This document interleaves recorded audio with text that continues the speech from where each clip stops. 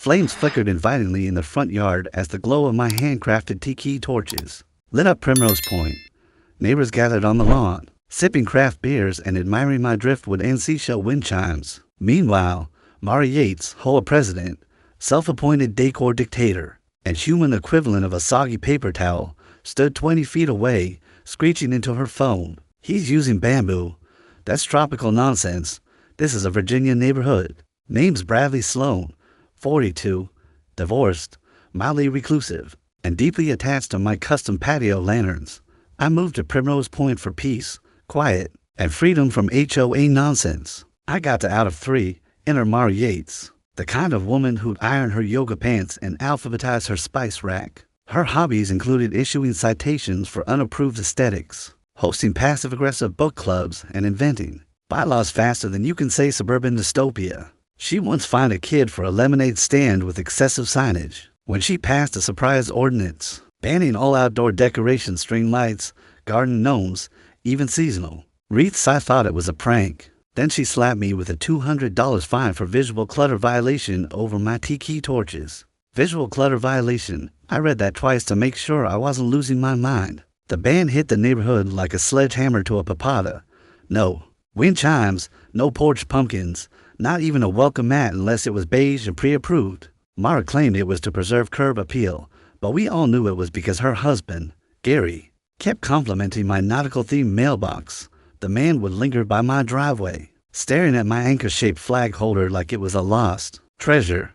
Within hours of the ban, Mara crowned herself chief aesthetic officer and unleashed her reign of terror. She armed herself with a digital camera and a ruler, measuring lawn ornaments with the precision of a NASA engineer and an attitude of ADMV clerk. She'd show up at people's porches, snapping photos of non-compliant birdhouses and announcing violations like she was reading a death sentence. The neighbors started calling her the Decor Nazi behind her back. Mrs. Peterson got a citation for a butterfly-shaped door knocker. The Johnsons were warned about their overly festive Christmas lights that hadn't been up since January. Even the mailman got a lecture for leaving a package next to a visually disruptive potted plant.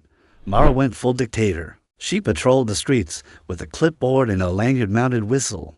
Once confiscating a kid's inflatable snowman at a winter party, she made laminated signs, NOLIGHTS, NOCHIMES, NOEXCEPTIONS, Comic Sans, naturally, because nothing says tyranny like a font that screams failed birthday invite. Her Peace de Resistance, an anonymous aesthetic violation hotline. She recorded a greeting that sounded like it belonged in a dystopian novel.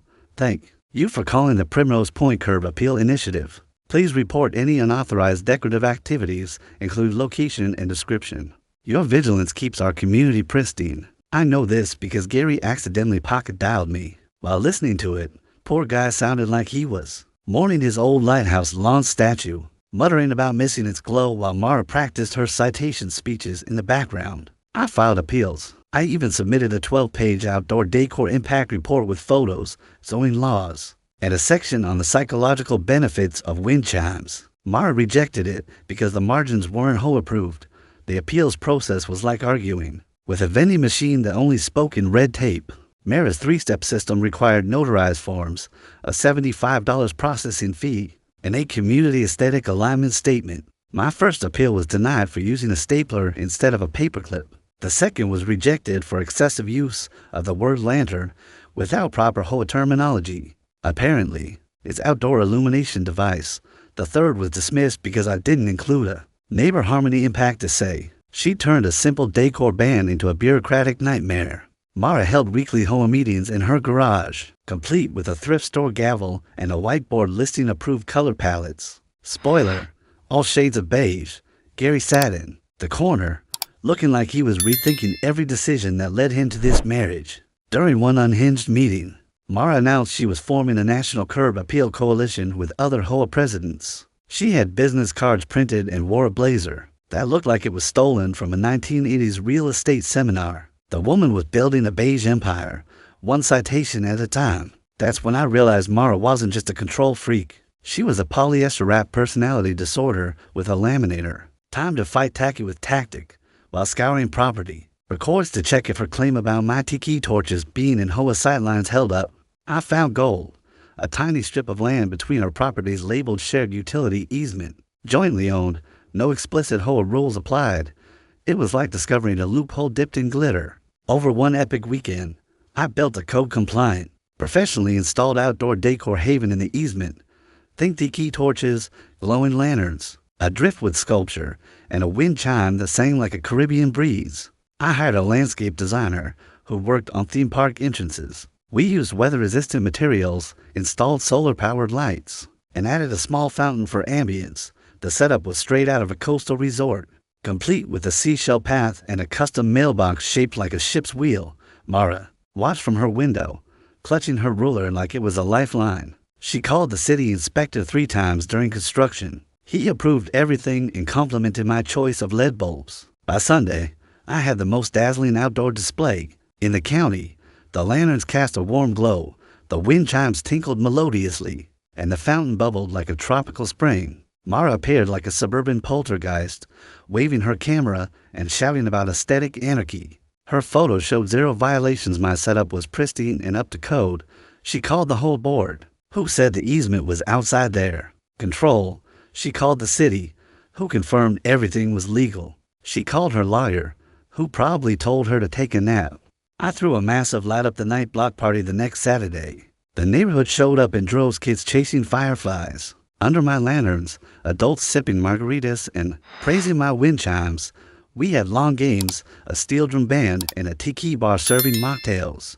Gary arrived with a folding chair and a grin, finally free to admire my decor without Mara's glare. The local Episcopalian pastor declared my fountain a spiritual oasis. The vibe was pure magic, with glowing lights and the scent of jasmine from my garden beds. Mara tried to sabotage it twice, first with her camera, snapping photos near the tiki bar. Mrs. Chen shooed her away, then with a petition to ban excessive illumination. A group of teens filmed her meltdown, and Gary slipped me a high five with his drink. Channel 7 showed up after a neighbor tipped them off about the suburban decor war. The reporter, a cheerful guy in a polo, interviewed neighbors about their love for outdoor expression. Every answer was a mix of praising my setup and roasting Mara's beige obsession. Mara lurked behind her azaleas, looking like she'd swallowed a wasp. The story aired as Tiki Triumph.